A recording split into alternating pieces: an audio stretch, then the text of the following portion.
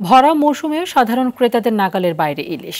রাজধানীর বাজারে বিক্রি হচ্ছে ২২০০ থেকে ২৫০০ টাকা কেজি দরে।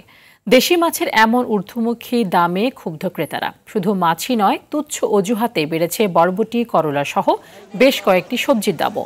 দেশি ডাল একদিনের ব্যবধানে কেজিতে ৮ টাকা বেড়ে বিক্রি হচ্ছে ১৪৮ টাকায়। তবে কমেছে জিরার দাম। অন্যান্য মশলার দাম রয়েছে স্থিতিশীল। এদিকে স্বস্তি ফিরতে শুরু করেছে কাঁচামরিচে। বিক্রি হচ্ছে ১২০ থেকে ১৬০ টাকায়। গেল সপ্তাহের চেয়ে ব্রয়লার মুরগির দাম কেজিতে ৫ টাকা কমে বিক্রি হচ্ছে ১৬০ টাকায়। সোনালিকা ও পাকিস্তানি মুরগি ৩২০ টাকা আর দেশি মুরগির কেজি ৫৫০ টাকা।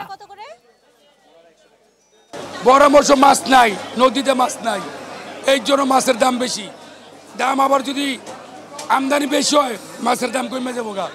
সরকারিভাবে উদ্যোগ নেওয়া উচিত, এই মাছের দাম কমানোর জন্য যদি কোনো ব্যবস্থা থাকে সেটা করা উচিত।